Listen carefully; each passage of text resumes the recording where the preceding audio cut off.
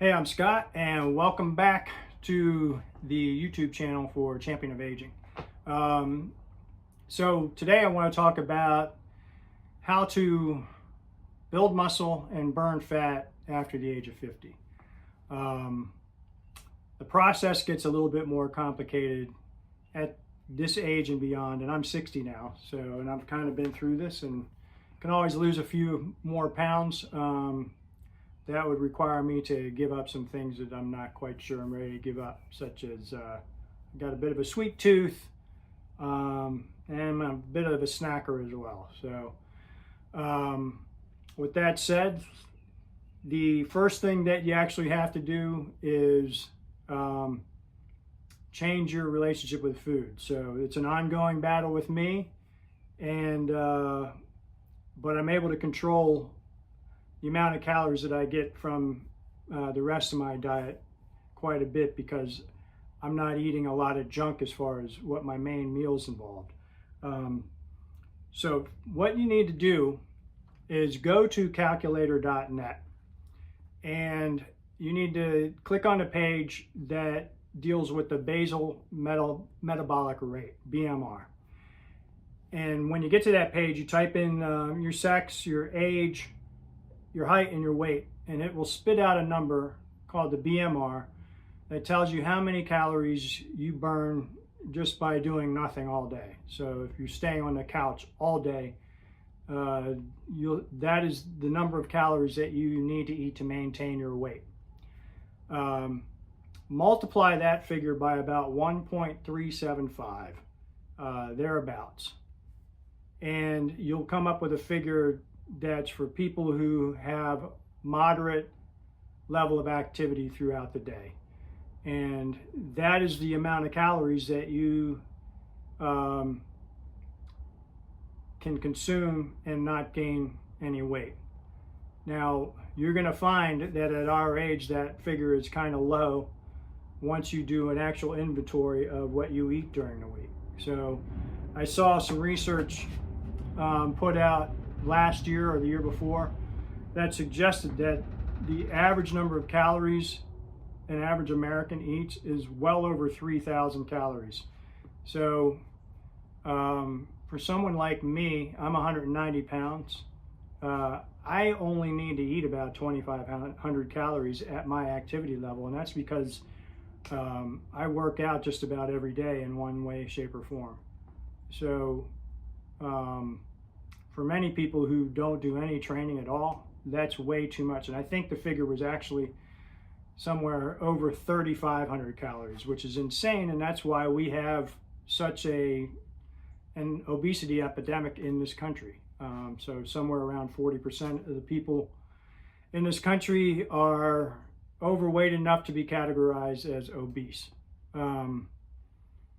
So you do that and take inventory of what you eat and figure out how many calories you need to eat in order to lose some weight or whatever you need to do. Next up is you've got to focus on your macros. One of the issues that we have as we get older is that our body doesn't synthesize protein as well as it did, and our metabolism obviously is slow too. So it's a combination of age. We're losing muscle mass if we don't do any strength training. Hormones are involved as well. So the metabolism comes down, and that's why we can't eat as many calories as we used to and not gain weight. So you need to take inventory of your diet, and you need to figure out how many grams of protein you're going to need to eat to build muscle, because the next part of this process is you've got to lift weights and build muscle. So the general thought is somewhere between 0.6 and 1 gram of protein per pound of body weight is where you need to be. So if you're 200 pounds, anywhere from 120 grams on up to 200 grams of protein is what you're going to need to eat each day in order to build muscle if you're going through a strength training program. I think the sweet spot is somewhere probably around 0.75 is what you can get away with. So you're going to need to figure out your how to get that amount of protein into your diet. That's going to be more difficult if you're a vegan. The best sources of protein are meat, fish, chicken, that kind of stuff.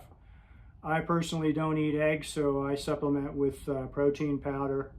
And I would venture to guess that I consume somewhere between 0.6 and 0.75 grams of protein per body weight per day. So for me, that's going to be a little under 120 and somewhere up over 150 to 160. It's hard for me to push that 190 gram protein in a day. I just can't get there because I'm not eating 2 big steaks a day, which I would need to do. So that's it for diet. And then obviously strength training. We cover strength training quite a bit here on the channel, so I'm not going to get into too much detail with that. To burn fat, but you need to lift the weights in order to build muscle so that you can improve your overall metabolism. Muscle burns calories more efficiently than fat does, so that's why we want to build muscle. The more muscle you got, the higher your metabolism is going to be.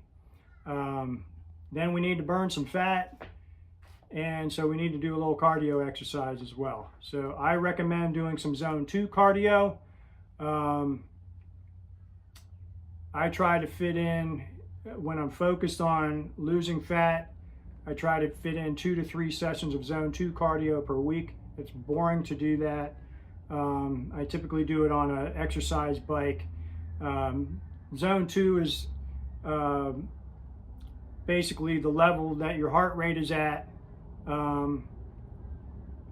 compared to other zones. So zone 1 is very minimal activity, just pretty close to your resting heart rate. Then you've got zone 1, zone 2, and on up to either zone 5 or zone 6, depending on who you're talking to.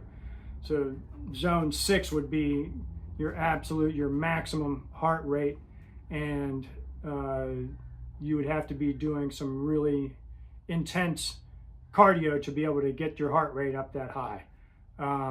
Zone 2 is the level of training that burns fat most efficiently. So when you start getting up into the other zones, if you do them for too long, you're going to start burning carbs as your energy source, and potentially some muscle tissue as well. So that's why you see older runners, people who have just run their entire life, have very little muscle mass up top.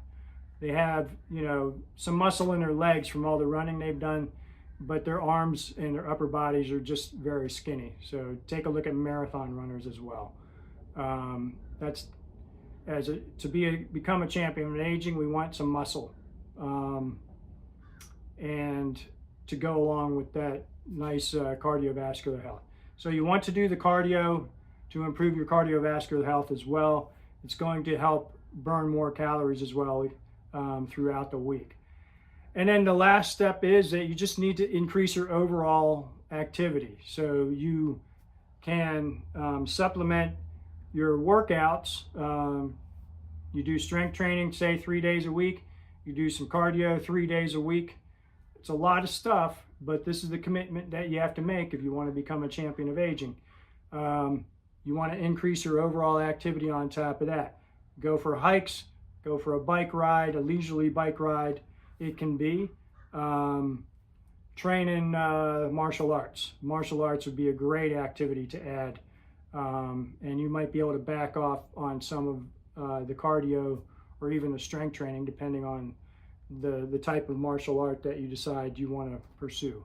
So that's basically the process that you need to go through in order to burn fat and build muscle after the age of 50. It's a more complex process, but it's basically what you're going to have to do. So if you have any questions, please feel free to email me at scott@championofaging.com. Check out that website as well. If you like the video, please hit the like button, subscribe to the channel, it helps us a lot, and we'll see you down the road.